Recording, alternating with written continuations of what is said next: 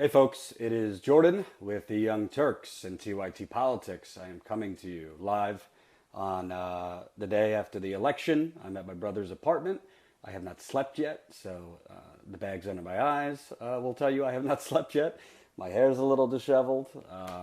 Never quite got to bed last night. Was writing a piece that should be going up soon, and just watching the coverage of what turned out to be a stunning, very shocking, and historic result for America, and I think will have lasting ramifications. Many bad ones, as well as many good ones. I'm probably going to say things during this Facebook Live that you like, and I'm probably going to say things in this Facebook Live that you don't like.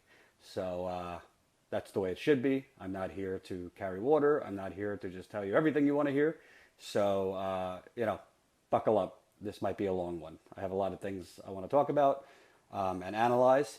I'm actually going to start not with Hillary Clinton or the Democrats, who I will get to, but obviously Donald Trump is now the president elect. So I'm going to start with him. I think that, and let me just give you the most current results here. This is according to CNN. Donald Trump has 289 electoral college votes to Hillary Clinton's 218. Michigan is very, very close. It looks like Trump is going to win Michigan, but he has 47.6% of the vote, and Hillary Clinton has 47.3% of the vote. That's with 96% of the counties coming in. So this would be the first time a Republican wins Michigan since 1988, if Trump pulls out Michigan. In New Hampshire, it's even closer. Clinton is at 47.5%. Trump is at 47.4%. So literally like tied. And that's with 98% of the vote. We know that Trump won North Carolina by 4 points. He won Ohio by 9 points. He won Pennsylvania by, looks like 1 point. He won Utah. Evan McMullen was not a factor. He won Wisconsin by a point. So Trump, he didn't just win. He won convincingly. And I'm going to get to why I think he won. But I first want to make something very, very clear. I've made no secret that I'm not one of these people who thinks Hillary Clinton is so much better than Donald Trump that we had to go screaming hysterically into the night for the last 3 or 4 months. I do think that, I'll get to Hillary Clinton. I do think Donald Trump is a menace. And I do think Donald Trump, just because I chose not to cover him at the lengths as the rest of the media, does not mean that I or Emma or anyone doesn't realize what we have up against us. So let me tell you what we have up against us. Because, you could spend the day, you could spend the week, giving out I told you so's, which I will get to, because I do have some I told you so's. We could spend the day, doing a screwdriver into the Democratic establishment's wounds. But we cannot lose sight of the fact that Hillary Clinton and the Democratic establishment is a force that needed to be taken on. Donald Trump is also a force that will need to be taken on. Donald Trump is not a Republican. He is not a Republican. Donald Trump is not even a Democrat. Donald Trump is Donald Trump. He's a menace. He is a menace. I think Donald Trump correctly calculated, starting around 2011, that he needed to play to the lunatics. From things I've read, he was considering running for president in 2012, and he made the choice to kind of piggyback off the Tea Party, and he made the choice to engage in birtherism, which is obviously racist, trying to delegitimize the president of the United States, the first black president of the United States. He made a choice to, invoke a lot of Jim Crow sentiment and a lot of racist sentiment and kind of awake a sleeping beast. He ultimately didn't run in 2012. And when he decided to run this year, he correctly realized that Romney could have won in 2012. The problem is Romney had about as much charisma as my left toe, and Romney could not captivate the lunatic fringe. Trump could, because Trump, in many ways, is whatever Trump wants to be. If Trump wanted to come out today and say, "Just kidding, I'm a Democrat," he could do it, and he could be very convincing. He's a master salesman, and he correctly calculated that for me to win the primary, I need to play to the Tea Party fringe. I need to play to the lunatics. And he also correctly calculated that there are a lot of good-hearted, well-meaning people living in the Midwest, living in deindustrialized areas that I've gone through over the last year, who are hurting and have been struggling for a long time due to neoliberal policies, due to Republican policies, due to the two-party monopoly we have in this country that long ago sold out the working people in favor of the new economy, in favor of globalization and all those things, you know. And I think Donald Trump realized that if I speak to them, I'll get to whether it's legitimate what he's saying and whether he means it. But if I speak to them and I sound like I am the voice of the silent majority, I'll win. And he was correct.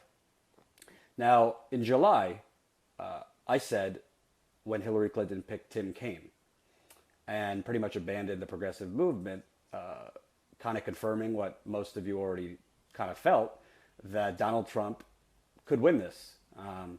I was mistaken because as of yesterday, I thought Hillary Clinton was ultimately going to win. But in July, I said, it's possible he could win because I think she made a big mistake, which I'm going to get to later on. But I thought, you know, I mean, just think about it. Woman after woman coming out with sexual assault allegation, him invoking his supporters to assassinate his opponent. I mean, we're not making this stuff up, whether you like Hillary Clinton or not, and I don't. The things that Donald Trump has said are deplorable. There's no, you cannot sugarcoat that. And just because I didn't cover it at length doesn't mean it wasn't there. I didn't feel the need to cover it because every media outlet and their mother was covering it all at length, and I felt I was filling an important vacuum that was somebody's got to hold Hillary Clinton and corporate Democrats accountable. But the bottom line is, I'm going to get to the legacy of Hillary Clinton in a little bit. I'm going to get to the corporate Democrats, but my favorite quote of all time, it's a little cheesy, is from Shawshank Redemption, and it's get busy living or get busy dying. So I saw people close to me last night crying. I've spoken on the phone today with friends of mine who are very upset, not because they like Hillary Clinton, but because they truly, truly believe Donald Trump is a threat, not just to the progressive movement, but to the country and to the world. And in many ways, I agree with that. But how I view it is we could sit here and we could cry. We could sit here and we could live in fear. We could sit here and, you know, think all is lost. There's a Republican president. There's a Republican House. There's a Republican Senate. There will be a Republican Supreme Court. You know what happened? When people thought all was lost as well? 2004. I remember it vividly because that's when I started paying real attention to politics. I was in college and I watched the debate between John Kerry and President Bush. I didn't really follow politics up until that point that closely. And I just remember thinking, wow, this Bush guy is deplorable. And then I studied up on Iraq and, you know, the torture and all the weapons of mass destruction lie and all these things. And that's how I was activated personally. But when Bush won re-election, I mean, it was doom and gloom all over America. Democrats said, we might permanently lose the White House to the Republicans. It was that kind of doom and gloom and mentality. Kerry wasn't the best candidate, but people really felt that, you know, the industrial war complex is etched in stone. It's never going to change. Bush is going to enter us into a new war. The tax cuts for the rich are going to continue. That was in 2004. 2 years later, the Democrats destroyed the Republicans in the midterm elections, springing the first woman to be Speaker of the House, Nancy Pelosi. No, I'm not getting into whether we like the Democrats or Nancy Pelosi. We're just going through history here. So 2004, the Democrats thought all was lost. The country thought all was lost because how could this guy Bush, how could this guy who sent us to war on a lie, how could this guy that the economy is stagnant and bleeding? We all know what happened 4 years later, thanks to Bush and others. How could this guy win re-election? Well, you know what? It didn't last for long. 2 years later, Democrats took control of the House.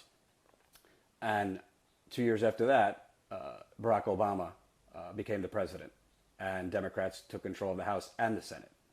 So what I'm saying to you is it's very easy in the moment if you're in fear of Donald Trump. And I'm human too. I mean, I do fear Donald Trump just because I wasn't cheerleading against Donald Trump like the rest of the media, just because I wasn't exclusively covering Donald Trump, doesn't mean I'm blind. Do I think Donald Trump, do I think a lot of the things he says was him putting on an act? I do. But I also know I'm a white person saying that. So I do have black friends, I have Latino friends, I have gay friends, and I'm none of those things. So I know it's a lot easier for me to minimize the risk compared to these people who have a right to be worried. So I don't want to minimize that because I'm a privileged guy. I grew up in a middle-class family. I've had my struggles, but I never longed for food. I never longed for shelter. I had parents that were, looked out for me. I went to school, mostly paid by them, and Muslims as well. I forgot Muslims. So Donald Trump, this is not a day to celebrate, folks. And I want to make that clear. And I'm going to get to the Democrats. I'm going to get to Hillary Clinton. But this is not a day to, throw your chest in the hair, say, brag to your friends, I told you so. It's our natural instinct to do such. But you do have, by his rhetoric, we don't have a record to go on with Donald Trump, but you do have by his rhetoric a neo-fascist who is the next president. So we could sit here and cry about it. We could sit here and stew in fear over it, or we could get up and fight the fucking bastard. And that's what I'm going to do. So Jimmy Dore comes from a school of thought that he said all along, and I happen to agree with him in some ways, that the fastest way to get an actual progressive president, the fastest way to get an actual progressive Congress is if neoliberalism dies. And last night, neoliberalism did die. The Democrats will probably take the wrong message, but the days of corporate Democrats are over, folks, and I'm going to get to that. But the progressive movement needs to shift from only focusing on Hillary Clinton, only focusing on corporate Democrats, to we cannot just say, all right, well, they got the White House, they got the House, they got the Senate, they got the Supreme Court. We're fucked. We're fucked if we let them fuck us. But let me tell you something, folks. There's a reason Republicans constantly win midterms. And it's because millennials never come out. Young people never come out in midterms. It's only old white people who come out and vote Republican in midterms. 2018 starts right now. You could be someone who runs, whether it's for Congress or the state level. 2018 starts right now. If you want to pick up a phone, if you want to be a journalist, you could do that. I'm not some superstar, guy who is changing the world. I got lucky. I was in the right place at the right time. I worked my ass off to get here, but anyone can be a journalist. Anybody can run for office. And I think what this election showed, you don't need to suck the corporate establishment's private parts to win. Hillary Clinton raised $1.3 billion. She lost by a lot. Bernie Sanders outraised her by raising money from you. In fairness, during the primary, Donald Trump did the same thing. He took money from super PACs and such during the general. So it has been proven, and it has been disproven, that you need to bow at the altar of big money to compete or win. That's not the case. But I want to make something clear. This is not a day to do jumping jacks. This is not a day to, you know, boasts to our friends, a potentially historically dangerous man is the next president of the United States. I don't have any regrets. I did my job. It wasn't my job to stop Donald Trump. It was my job to expose corruption. And I promise you, if Donald Trump was the one on the receiving end of an email hack and it was his emails that got leaked, I would have done the same exact thing. So Hillary Clinton supporters, Democrats, they could look for people to blame, and that's natural. I'm sure, we would be doing the same thing in that situation.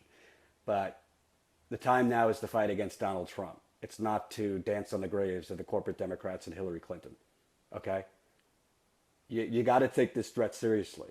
He is a dangerous person. The way he talks about women, the way he has acted towards women, allegedly, Latinos, African Americans. In history, the reason you had fascist people like Adolf Hitler rise to power, people allowed it. Other countries allowed it. People within Germany allowed it. And Jewish people and others, they're not to blame, obviously, but they didn't have a lot of help from a lot of other people. Times are different now. We have a much bigger microscope on leaders, social media, independent media. I don't think that's going to happen. But we all need to realize that Hillary Clinton is not someone who most of you felt should be president. I didn't either. But Donald Trump is not someone who is going to be a terrific president. He's someone who could do a lot of damage to this country. So we all have to look at that seriously.